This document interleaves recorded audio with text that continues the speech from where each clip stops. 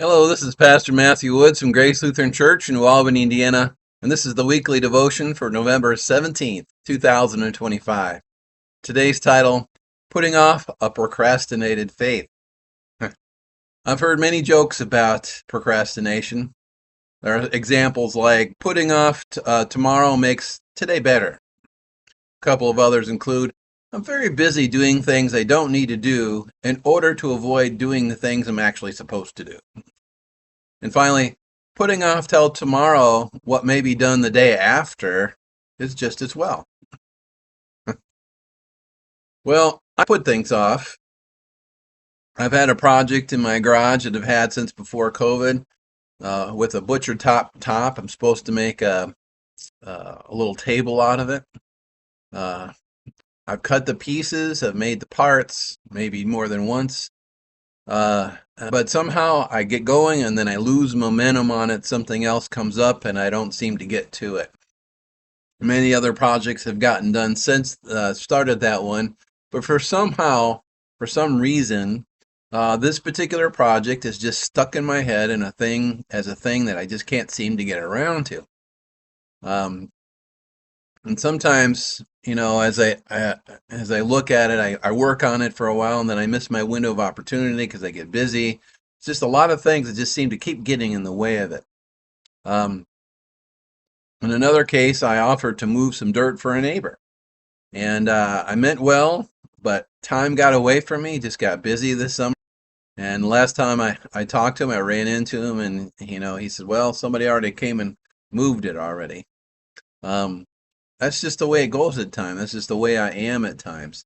It's not evil. It's not even lazy. It's just preoccupation, maybe. It's not the greatest, though. It's something I don't like doing. I don't like putting things off or even forgetting or losing time that I can't get to something. And it's not like this with everything. I do get to stuff at home. There are some projects get done right away. So I don't know what it is about some things that get put off. But today we have a text from Matthew chapter 8, 18 through 22, which I find interesting. And it's interesting because I read a commentary on it by Leon Morris that suggests this passage is talking about procrastinating or putting off following Jesus. It says, verse 18, when Jesus saw the crowd around him, he gave orders to cross to the other side of the lake. Then a teacher of the law came to him and said, Teacher, I will follow you wherever you go. Jesus replied, Foxes have dens and birds of the air have nests, but the Son of Man has no place to lay his head. Another disciple said to him, Lord, first let me go and bury my father. But Jesus told him, Follow me and let the dead bury their own dead. Now it's the second one that's interesting. Okay? In his commentary, he talks about foxholes as a luxury and or not exactly as a luxury, but at least the foxes have places to stay, and birds have nests at least. And this Pharisee that comes to follow Jesus, the teacher of the law, he's got a place to stay, and perhaps Jesus is saying, well, I can stay with you. That's a good place to start. But on the second one, let the dead bury their own dead. Well, that's even more interesting here in verse 21 and 22. Now, the explanation offered comes in two different parts. The disciple to be, the wannabe disciple who followed Jesus, who wants to, he wants to take care of his dad first. Now, a burial in this time was normally carried out on the day that a person died, okay? But the mourning process would often follow for about a week afterwards. And it would always be the son's responsibility or obligation, particularly the oldest son, to see to it that everything was in order and that the mourning process had everything that it needed. Now, there's another possibility besides this father dying and having this mourning process. Now, the other responsibility, he says, is that the father's not quite dead yet. And it's suggested by Leon Morris that this possibility might mean that the son is going to stay while his ailing father needs him until he dies, and then he's going to come follow. Someday when his father dies, that will be the end of his responsibilities, and then he'll go follow Jesus. It all sounds reasonable. But it almost also seems like a Mary and Martha moment where, I realize that pots and pans and hospitality are not necessarily the same thing or on the same level as funeral arrangements, but the emphasis seems to be the same as Mary putting aside those other duties to follow Jesus, to take advantage of the given moment, a precious moment where Jesus is here with us, because he won't be here, at least in the flesh, for long. The would-be disciple, if he'd already buried his father, may need to delegate the mourning process, to the rest of the families, for example, which can be done.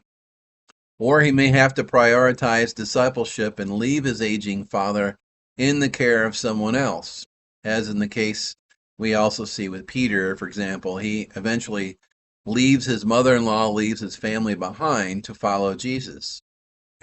sounds sounds kind of harsh, but Jesus is asking for total commitment here. Each of the disciples left behind something, right? Fishing nets. Zebedee, the father of James and John, was left behind. A lucrative tax business. Matthew left that behind, of course. Everyone was leaving something behind and prioritizing a following of Jesus. And so this text is saying to this man, perhaps, don't put this off. You've only got this window of opportunity to follow. So if Dad lived, many more years may pass, and you might miss the window to know and follow Jesus, to learn from Jesus himself. So come and follow me, right? And again, like Mary and Martha, there is this preoccupation with other things that also kind of comes into play. Let the dead bury their own dead. Jesus, who is well known to see into the hearts of men, certainly understood the heart of this would-be follower. Those who are soon to die, like Jairus' daughter, for example, attention was completely focused on that child, naturally, of course. And that's how that works.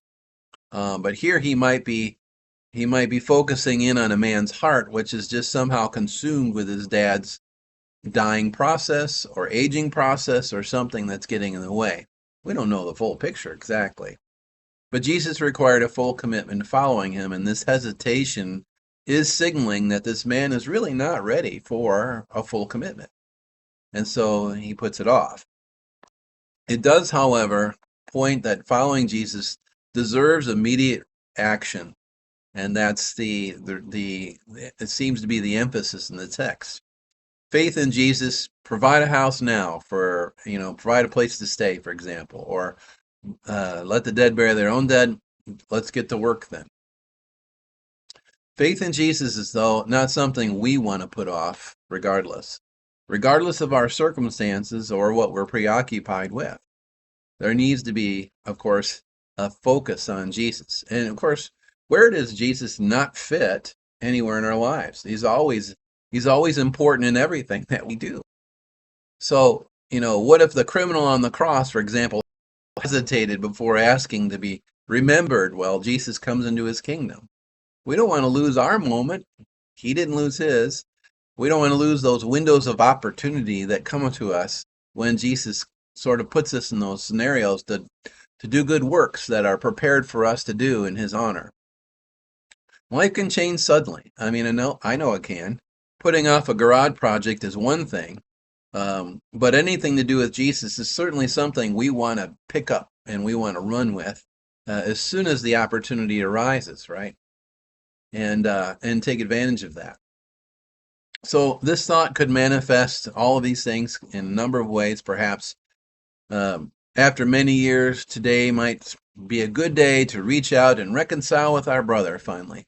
Maybe today's the day we put aside those old arguments and make this a redo, or a reboot, to start over in a relationship with a family member.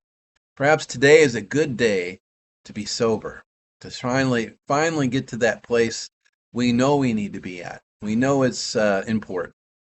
Today is a good day perhaps to apply to a different job in order to step out of an environment that may be toxic to our spirits. There might be a number of things that it's time to maybe change things up and go after that window of opportunity that might be before us. But it's especially a good day. We want to be following Jesus in whatever form and whatever thing that we're doing, and living out his word so as the Spirit enables us.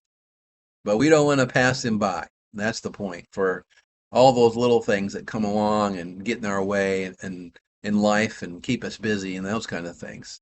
We want to be involved with Jesus, and um, that deserves our attention right now. And so, may God bless us with a faith that rejoices and is glad in the day that the Lord has made for us, as Psalm 118:24 tells us. Let us rejoice and be glad in it, and take advantage of the opportunities of God's grace as they come to us. May God bless us this week, and the Lord be with you. Thanks again for joining me today, and I hope this was a blessing to you, and I look forward to seeing you next time. Take care. Bye-bye.